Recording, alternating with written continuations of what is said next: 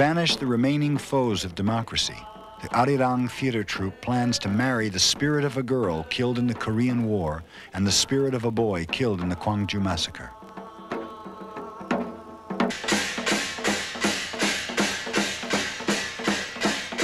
Based on Korean folk rituals, it is a ceremony designed to exorcise evil and restore harmony.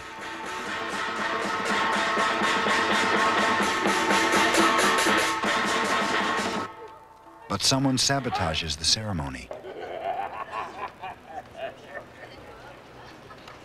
He is the demon who has allowed both North and South to suppress democracy in the name of security. He is the demon of division. October 3rd, 1990. At 1 minute after midnight, Germans begin to celebrate their reunification as one nation, one people. On this same day, on the other side of the world, there is another celebration. The Korean holiday of Chuseok. The most sacred day on the Confucian calendar, it is a time for Koreans to bring presents of food to the graves of their ancestors. But these South Koreans are cut off from their ancestors' graves in the north.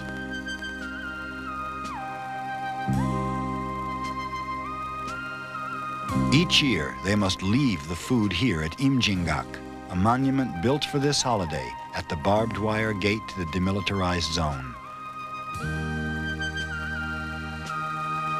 And yet, this monument is only one small symbol of what division has cost.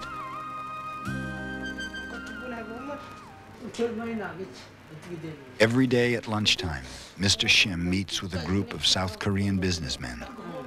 But they rarely talk about business. They talk instead about when they might be allowed to return to their hometown in the north and what they will find.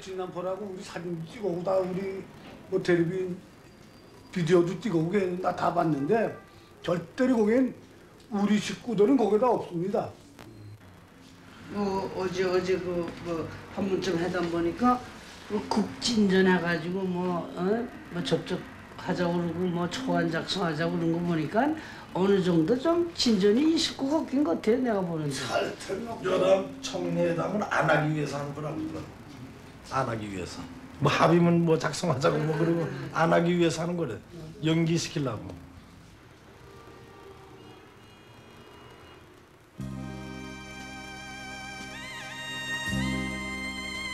The Korean War left 10 million Koreans separated from their families.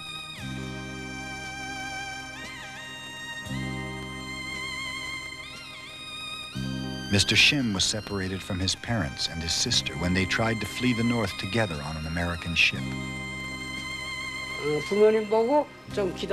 I told my parents I'd go on board first and figure out the process. There were so many people, and there was no way I could get back to my parents. Most likely, they were searching for me, crying out my name, Minsa, Minsa. Then they must have realized that their son was drifting away on the vast sea. Tears covered my face. You cannot imagine my sorrow.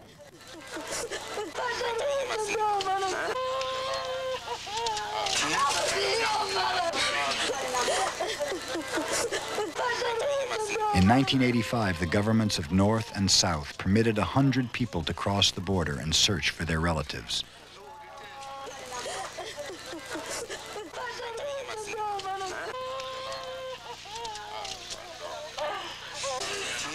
A handful of them were reunited with their loved ones for the first time in 40 years.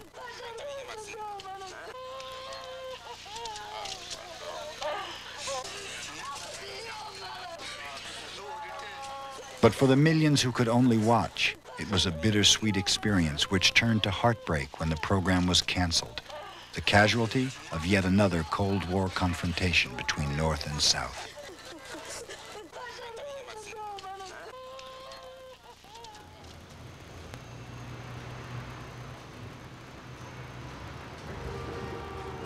In many ways, the Cold War fueled the economic miracle that made men like Mr. Shim successful businessmen.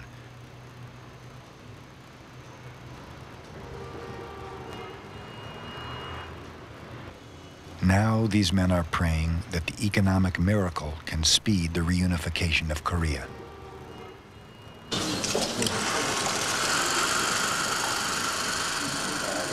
Until 1990, the prime ministers of North and South had never met. They've reached agreement on a wide range of issues, dramatic progress that is a direct result of the economic success of South Korea.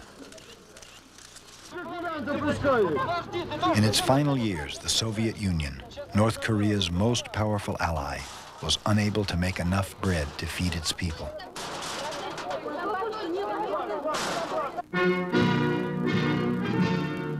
In such dire straits, the Soviets found themselves looking enviously at the dramatic rise of the economies of East Asia. This meeting between Presidents No and Gorbachev was a celebration of what was once unthinkable, Soviet recognition of South Korea.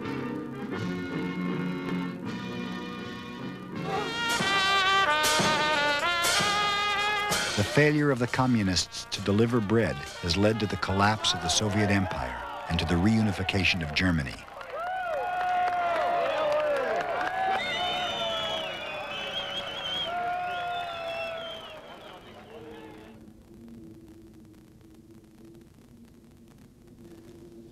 There may soon be openings in this wall and changes in both Koreas.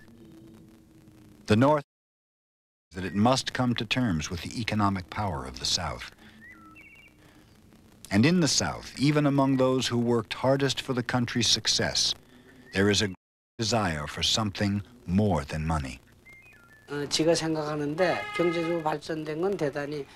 I would like to praise the progress of our Korean economy, but I don't think I can accept halting the progress of democracy for the sake of economic growth. Economics is separate from democracy. I don't think it was right to suppress democracy in order to have economic growth. What's so great about having prosperity without freedom?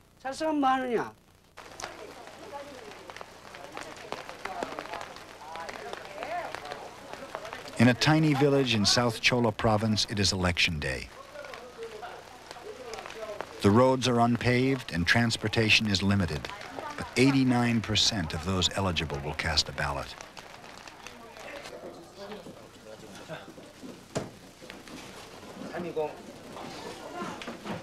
In 1991, South Korea had its first local election in 30 years.